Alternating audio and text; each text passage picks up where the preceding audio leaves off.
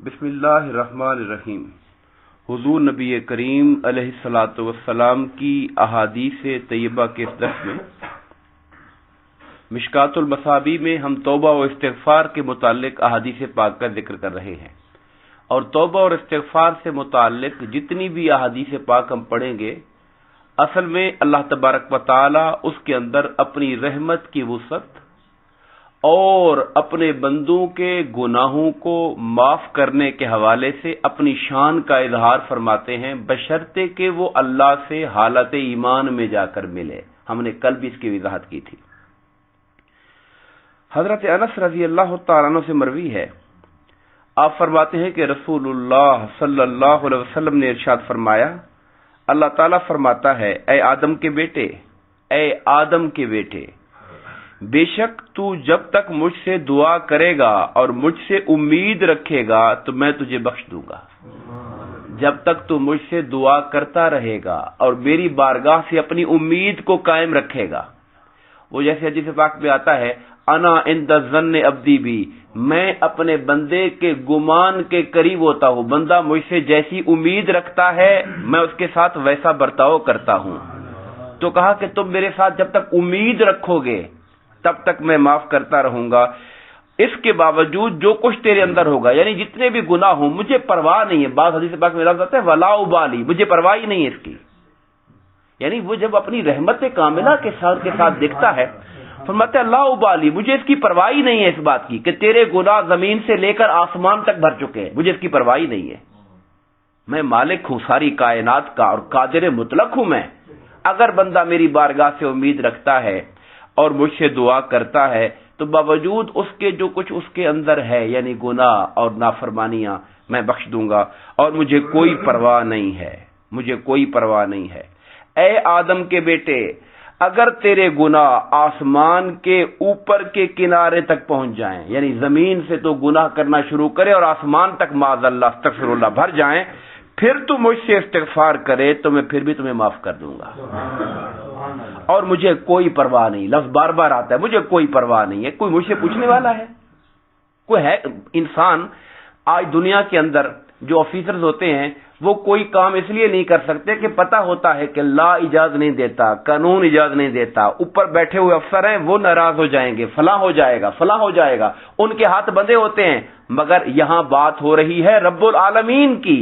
جو ساری کائنات کا مالک فرما روا ہے، اور جو فرماتا ہے کہ وہ لوگوں سے جواب طلبی کرے گا اور اس سے کوئی جواب طلبی کرنے والا نہیں ہے، اس سے کوئی پوچھنے والا نہیں ہے، اور وہ امر کن دیتا ہے تو فیکون، چیزیں ہونا شروع ہو جاتی ہیں۔ اس اختیار اور شان والا رب ہے۔ فرمایا، اے آدم کے بیٹے، اگر تو مجھ سے ملاقات کرے گا زمین جتنے گناہوں کے ساتھ، پھر تو مجھے اس حال میں ملے کہ تو نے مجھ سے کسی چیز کو شریک نہیں کیا ہوگا، تو میں زمین جتنی بخشش و مغفرت لے کر تیرے پاس آ جاؤں گا۔ شرط ایک ہی ہے، جو بنیادی شرط ہے وہ یہ ہے کہ تو نے میرے ساتھ کسی چیز کو شریک نہیں کیا ہوگا۔ یہ جو شرک ہے اس کو خدا نے خود ناقابل معافی قرار دیا ہے۔ اس کا مطلب یہ ہے کہ آپ اللہ کو چیلنج کر رہے ہیں۔ شریک کرنے کا مطلب کیا ہے؟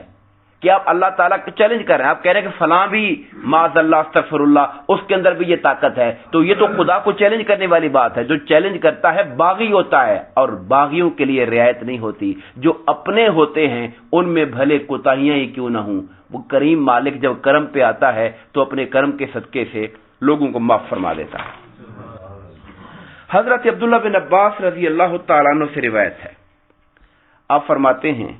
کہ رسول اللہ صلی اللہ علیہ وسلم نے ارشاد فرمایا، یہ مسند امام احمد بن حنبل، سنن ابو داؤد، سنن ابن ماجہ کی حدیث پاک ہے۔ میرے آقا نے فرمایا کہ جو شخص اپنے لیے استغفار کو لازم کر لیتا ہے، یعنی استغفار کرنے کو زندگی کا حصہ بنا لیتا ہے، ہر روز اس کی تسبیح کرتا ہے، تو اللہ تعالیٰ اسے ہر تنگی سے نکلنے کی جگہ عطا فرما دیتا ہے۔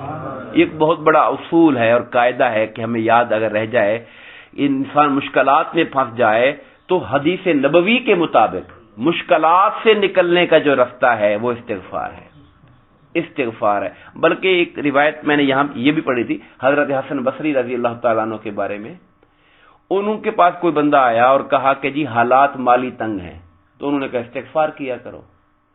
پھر وہ چلا گیا، کوئی اور بندہ آیا، اس نے کہا جی اللہ تعالیٰ نے اولاد ابھی تک نہیں دی ہے، دعا فرمائے، کہا استغفار کیا کرو۔ پھر کوئی اور بندہ آیا، جی فصلات کے اندر گھاٹا چل رہا ہے تو کوئی دعا کریں، کہا استغفار کیا کرو۔ تو لوگوں نے بعد میں پوچھا کہ سائل مختلف تھے، جواب ایک تھا آپ کا، میں اللہ نے خود قرآن میں کہا ہوا ہے کہ جو خدا کی بارگاہ میں استغفار کرتے، میں وہ آیت کریمہ کل آپ کو کوٹ کروں گا انشاءاللہ، جس کے اندر مفہوم جس کا یہ ہے آیت کریمہ کا کہ جو استغفار کرتا ہے اللہ تبارک و تعالی اس کی طاقت کو بڑھا دیتا ہے، اس کو اولاد عطا فرما دیتا ہے، اس کو برکتیں دیتا ہے، اس پر بارشیں برسا دیتا ہے، قحط کو دور کرنے کے لیے بھی۔ یہ سارے استغفار کی برکات ہے جو خود خدا نے قرآن کے اندر بیان فرمائی ہوئی۔ فرمایا کہ جو استغفار کو لازم کر لیتا ہے اللہ تعالیٰ ہر تنگی سے نکلنے کی جگہ مہیا کرتا ہے اور ہر فکر سے اسے کشادگی یعنی فکر سے آزاد کر دیتا ہے اور اسے اس جگہ سے رزق دیتا ہے جہاں سے اس کا گمان بھی نہیں ہوتا ہے۔ یہ حدیث پاک جو ہے یہ قرآنی آیات کے مفہوم کو بیان کر رہی ہے، مختلف جگہ پر قرآن میں یہ باتیں آئی ہوئی ہیں۔ ابو بکر صدیق رضی اللہ تعالی سے مروی حدیث پاک ہے، آپ فرماتے ہیں کہ رسول اللہ صلی اللہ علیہ وسلم نے ارشاد فرمایا، جس شخص نے استغفار کر لیا اس نے گناہ پر اصرار نہ کیا۔ اصرار کا معنی ہوتا ہے کسی کام پہ ڈٹ جانا، کھڑے ہو جانا۔ قرآن مجید کی ایک آیت کریمہ میں یہ آتا ہے کہ اللہ تعالیٰ لوگوں کو جب لوگ کہتے ہیں کہ اللہ ہمیں معاف کر دے تو اللہ تعالیٰ فرماتا ہے کہ وَمَن يَغْفِرُ الذُّنُوبَ إِلَّا اللَّهُ، اللہ کے سوا گناہ کون معاف کرے گا۔ آگے ایک لفظ آتا ہے کہ بشرطے کہ وہ گناہوں پر اصرار نہ کریں۔ اصرار کا معنی اگر آپ اس حدیث پاک کی روشنی میں دیکھیں، ویسے اصرار کا معنی ہوتا ہے کسی کام پہ ڈٹ جانا، یعنی گناہ کیا اور گناہ پہ ڈٹا ہوا ہے، مسلسل کرنا، لگاتار کرنا۔ یہاں حدیث پاک میں ایک اور بات آ رہی ہے، وہ بات یہ آ رہی ہے کہ جو بندہ استغفار کرتا ہے گناہ پر وہ اصرار نہیں کرتا، بھلے آگے لفظ ہیں بھلے دن میں 70 دفعہ گناہ ہو جائے، یعنی جب اس نے گناہ کر کے توبہ اور استغفار کر لی تو استغفار نے اس کے پچھلے گناہ کو مٹا دیا، اور توبہ بھی وہ جو سچے دل سے ہو۔ اچھا دیکھیے، ایک توبہ تو انسان کی زبانی ہے، بندہ صرف اپنے نفس کی ہیلا جوئی کے لیے کہتا ہے اچھا جی میں توبہ کرتا ہوں، اور دل میں گناہ کا شوق اور گناہ کی لذت موجود ہے اور گناہ کرنے کی چاہت موجود ہے، یہ توبہ تو منہ پر ماری جانے والی توبہ ہے، یہ توبہ تو مذاق ہے خدا کے ساتھ۔ بندہ سچے دل سے توبہ کرتا ہے گناہ سے نفرت کرتے ہوئے، لیکن اگر پھر بھی گناہ ہو جائے شامت نفس کی وجہ سے، مایوس خدا کے در سے پھر بھی نہ ہو، کہا 70 بار بھی معافی مانگے گا میں 70 بار اس کو معاف فرما دوں گا۔ حضرت انس رضی اللہ تعالیٰ عنہ سے مروی ہے، آپ فرماتے ہیں کہ حضور نبی اکرم صلی اللہ علیہ وآلہ وسلم نے ارشاد فرمایا، آدم کے اکثر بیٹے خطا کار ہیں۔ یہاں لفظ ہے کل بنی آدم خطا۔ اب چونکہ انبیاء کرام کو انبیاء بھی حضرت آدم کے بیٹے ہیں اور انبیاء کو ہم معصوم مانتے ہیں، اس لیے یہاں کل کا معنی اکثر کر دیا ہے، یعنی کل میں سے بعض کو نکال لیا گیا ہے نبیوں کی ذات کو۔ میں خود اس پہ غور کرتا رہا کہ حدیث میں لفظ کل آیا ہے کہ آدم کے سارے بیٹے خطا کار ہیں، ترجمہ کرنے والوں نے لکھا کہ آدم علیہ السلام کے اکثر بیٹے خطا کار ہیں۔